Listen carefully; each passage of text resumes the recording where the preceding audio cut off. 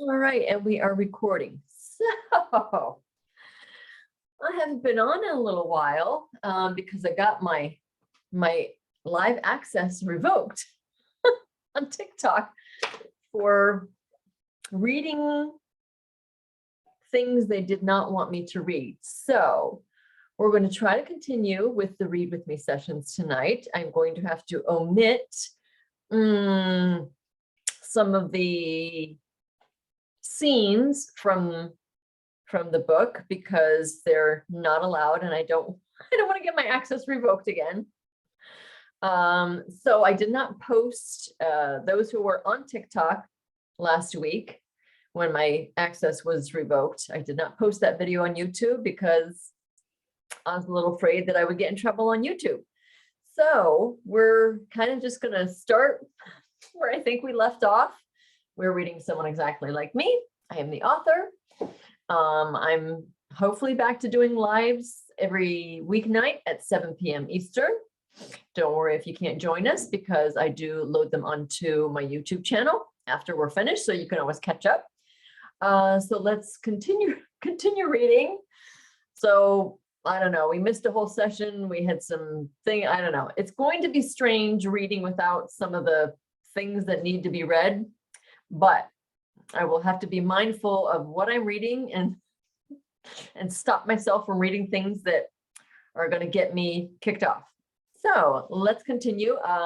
Again, this is available on ebook, on Amazon and ebook and paperback, and also free to read on Kindle Unlimited. So you can find it there. You basically have a Hollywood star who he is famous in Italy. He wants to move over to Los Angeles, to Hollywood, and start his American dream and basically bring his career over to America. And then you have a romance author who has been very successful in her career. She's in a bit of a slump, and this is the time at which they meet one another. So this kind of follows their love story. All right, so let's get back to where we were.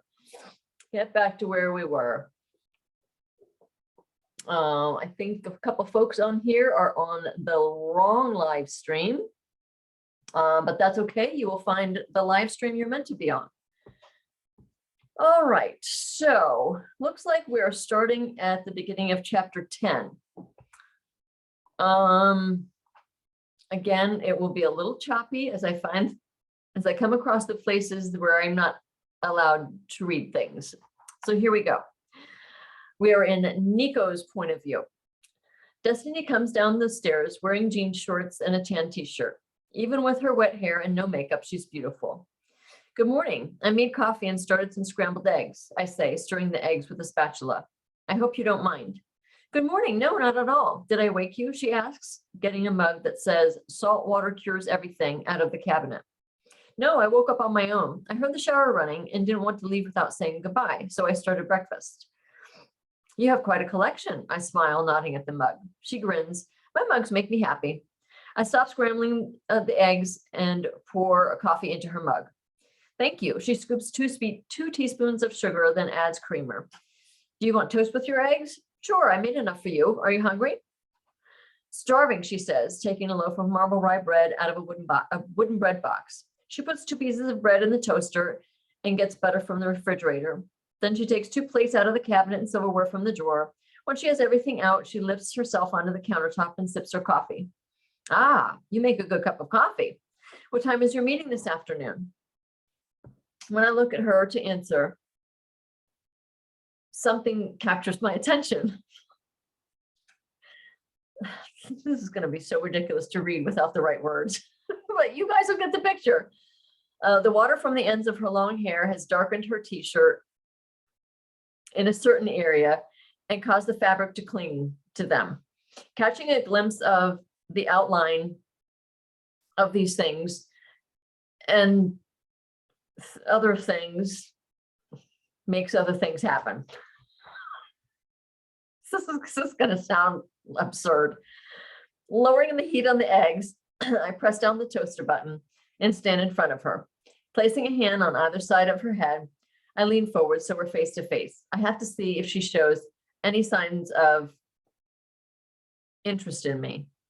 I don't know what words are going to flag this thing now.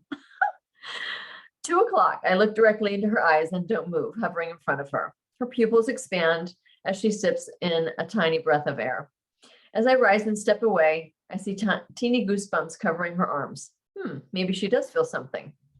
Oh, good, she says, taking in a deeper breath. Then you're not risking running late. No, the toaster pops and pops up the toast, and I put them on a plate, then insert 2 more pieces. I scoop eggs onto the plate with toast and set it next to her. Hopping down from the counter, she butters her toast and waits for me at the small dinette. During breakfast, she shares with me a little more about Vance, and I'm excited for my meeting with him today. After we finish eating, I help her clean up and know it's time to let her get back to work. As we stand in her foyer, she looks up at me.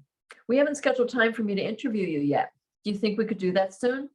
I have some of the structure laid out now and still have some location research to do, but I'd like to start creating the meat of the story. Do you have your questions ready? Not all of them. I'll be doing that today. Okay.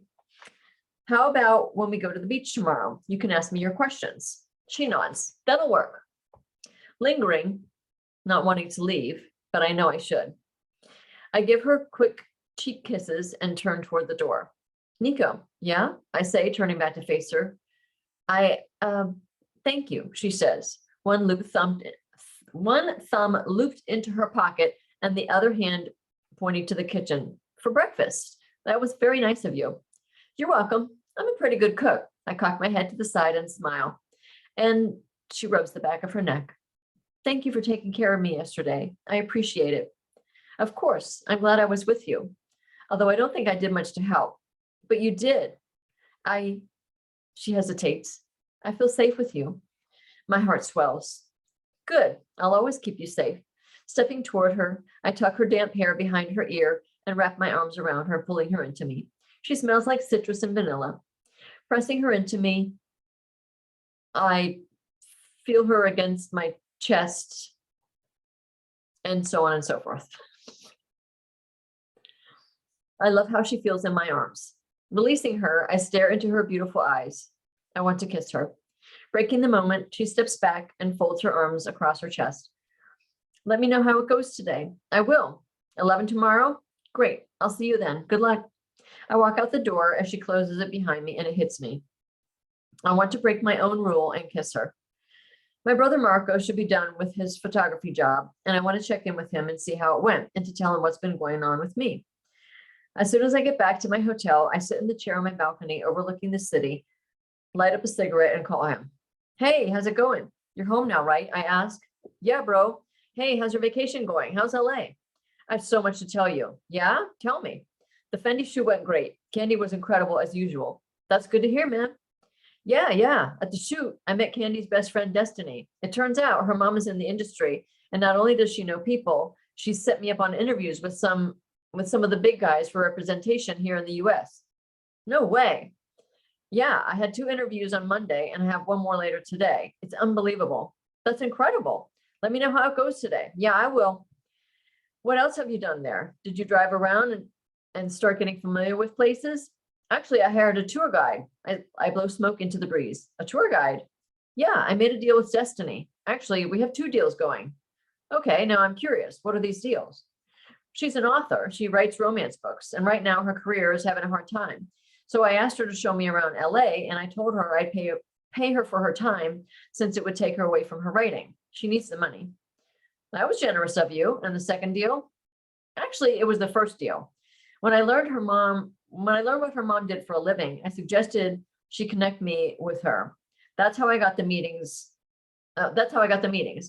In exchange, I told her she could base her next book on me and tap into my social media following, since they'll probably like her books. I take a long drag.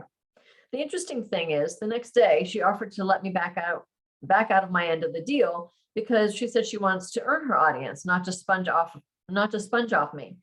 I admire her integrity and honesty. I'm sorry, did you say you admire her? He asks, his voice raising. Yeah, we made a deal that will expose her to the millions of women who follow me, and that would probably explode her career. Once she was sober, she basically turned it down. Okay, I admit that's admirable. I've just never heard you say you admire something about a woman before, except Mama, that is. No, except Mama, that's all. It caught me off guard. Yeah, he's right. A quick scan in my head through the women I've dated, and none of them had half the qualities Destiny has. So what's she like, this Destiny? She's pretty great. I never met someone as kind as her. Does things for others without wanting anything in return, purely from the kindness of her heart. The one day, she was taking me to the Hollywood sign, but needed to stop by the hospital first. We watched a soldier get reunited with his wife for the birth of their child. She set it up. Wow, that's pretty amazing. She is. She's also very compassionate. Yeah? And she's beautiful, man. And she doesn't even know it. Should I ask if you like her yet? He knows me well. Nah, I'm not saying I didn't want to when we first met, but no. In an attempt to smother my amplifying desire for her, I take a long drag. First, she'd never do that with me. And second, there's no way I'm good enough for her. She's worth more than just a blank. Way more. Do you have feelings for her? His voice raises again. No, she's just nice. I like her. I like hanging out with her. That's why I'm asking, idiot. No, man, you know I'm not going there. Not for me and not for her. I'm not going to mess her up. Look, I love you, but I got to call you out. It's time to let go of the Anna stuff and move on. Do you really want to be single and alone for the rest of your life? No, but look, even if I wanted to see if there could be something between me and Destiny, it would never work. My career is taking off and I'm traveling a lot, doing movies and singing at concerts. What kind of dating life is that when I'd be gone most of the time? Nah, she deserves more than I could give her. Okay, it's your life. I hope you know what you're doing. Yeah, it's cool. Someday I'll settle down. An emptiness sags my heart as I say the words, fearful they're a lie, and I'll never have what he has, an incredible wife, a son, a family. Maybe my one chance was my last chance. My chest hurts when I think of Anna. Okay, enough about me. How was your shoot? I stamp out my cigarette. Hey, before that, Franco misses his Uncle Nico. You should come for a visit when you get back. Yeah, I'd like that. I have another brand shoot when I get back, but I could come after that. Great, Angelina and I would love to see you. He tells me about the photo shoot he just did, and when we hang up, I go back inside and lay on my bed. All I can think about is Destiny and my conversation with her about her with Marco. As much as I'm like her, and I'm captivated by her beautiful heart, I like her too much already to risk messing with her life. Okay. A little strange not being able to say the appropriate words, but there we go. That is the end of chapter 10. We will start chapter 11 tomorrow night. Looks like we're okay over here on TikTok. So I will say good evening for now. Let's keep this going. I will keep everything PG-13 and I'll see y'all tomorrow night.